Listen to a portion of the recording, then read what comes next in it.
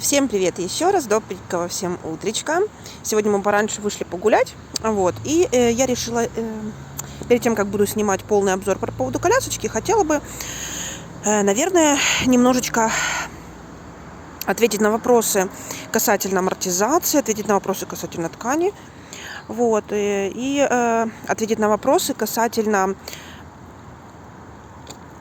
поскрипывания передних колес, которые как бы на очень многих форумах я встречаю, и говорят об основной проблеме этой коляски, или низкой корзине, к примеру. В общем, с чего хочу начать. Значит, смотрите, собственно, само посадочное место действительно не слишком крупное. Если сравнивать с Spirosonic гелем, в котором посадочное место 34 сантиметра, здесь 30. Но нам, в принципе, комфортно. Мы 10 килограмм весим.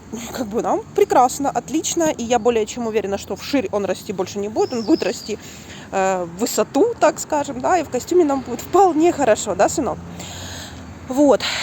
Касательно подножечки. Подножка здесь твердая, жесткое основание. Касательно колес. Значит, наверное, больше я хочу посвятить сегодня именно это видео касательно колес и амортизации. Значит, что на передних, что на задних колесах есть амортизаторы.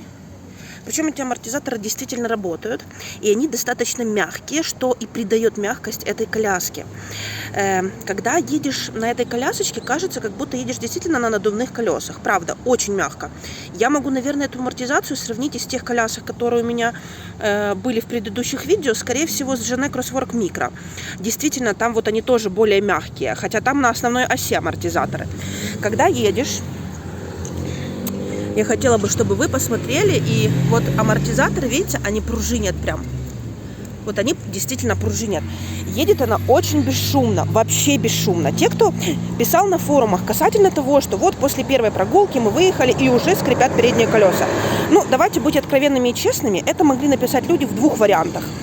Либо же они покупали бэушную коляску, где, как обычно, в принципе, написано, что очень маленький пробег, с колесами все хорошо.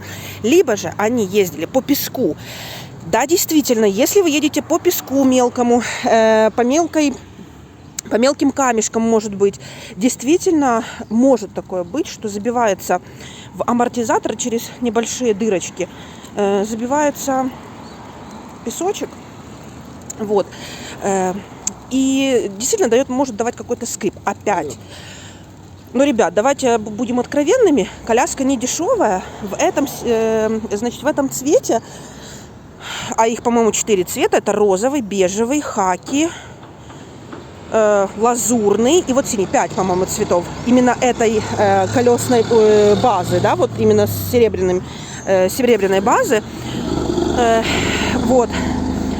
Стоимость идет, можно найти от 11 500 12 900. Это очень много, с учетом того, что комплектация коляски это только лишь коляска. Нету ни дождевика, ни подстаканника, ни чехла на ноги, ничего, потому что здесь чехол сам по себе не предусмотрен, а предусмотрена муфта. Коляска достаточно дорогая, дорогого ценового сегмента. Она стоит, правда, каждую копеечку. Я сниму подробно отдельное видео, похожее на то видео, которое я снимала на Sony Xperia гель 2021 года. Но за такими колясками такого ценового сегмента, я считаю, не следят люди лишь в двух случаях. Либо они покупают бэушную коляску 5 тысяч, где вы сами понимаете, что каждая мама ухаживает за своей коляской по-особому, либо же у людей слишком много средств, и, собственно говоря, им по барабану, как ухаживать за этой коляской. Я не отношусь к таким людям, я любую коляску свою пидорю, напидориваю, смазываю, в общем, чтобы она у меня была вся чики-пуки. И каждая какая-то маленькая царапинка для меня это удар по моей душе внутренней. Поэтому я езжу на ней уже 4-й день, или 3-й, или 4-й, наверное, 4-й день. Честно скажу, я езжу и по маленьким камешкам, у меня ничего не скрипит. Она вообще едет бесшумно, абсолютно бесшумно. Сразу хочу сказать по поводу колес. Не написано на официальном сайте, что передние и задние колеса это совершенно два разных материала. Задние колеса это цельная резина, внутри прослойка геля. Это действительно цельная резина, они очень-очень жесткие, но благодаря мягкой амортизации они правда очень мягкие, проезжают абсолютно по любой дороге. Передние колеса – это пена. Это пена. Повторюсь, не резина, потому что официальный сайт говорит о том, что это какая-то супер...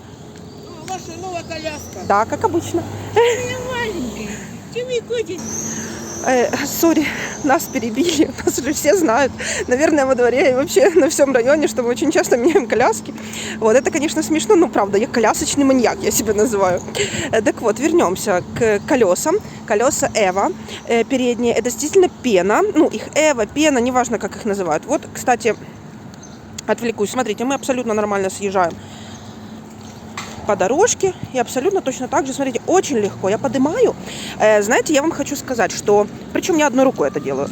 Одной рукой снимаю. Я вам хочу сказать, что в Sony Espira Sonic Gel действительно была жестковатая амортизация. И мне писали очень часто люди по поводу того, что вот передние колеса гремят. Да, они гремят немножко, если нагрузка на колеса не такая большая. Вот. Это что касается амортизации, люди, которые меня спрашивали. Вот. Поэтому, кто покупает эту коляску, не бойтесь, она безумно мягкая. У меня здесь весь район просто без ума от этой коляски. Она очень круто, здорово смотрится, правда, очень круто смотрится. Кстати, синий цвет на самом деле очень прикольный. Я думала, что он будет какой-то грязноватый, но на самом деле вообще замечательный цвет. Вот. Ну, на этом пока, наверное, все. Мы поехали своей дорожкой. Эмирушка, маши пока-пока всем. Вот. Все-таки подробное видео я сниму. Отдельно, все-таки я решила, что отдельно я сниму видео по поводу ремней безопасности. Потому что, ну, вот у них немножечко особенная такая... видите, он легко проезжает. Особенно немножечко такая, скажем, регулировка. И тяжело с ней изначально справиться. Расскажу все плюсы и минусы. Вот. Ну что ж, ждите, пока я начну снимать видео. Сегодня уже лампу забираю. И буду снимать видео, показывать, рассказывать. Вот. Сыночку очень нравится. Всем пока-пока. Подписывайтесь, ставьте лайки и задавайте любые интересующие вас вопросы. Я постараюсь на них ответить.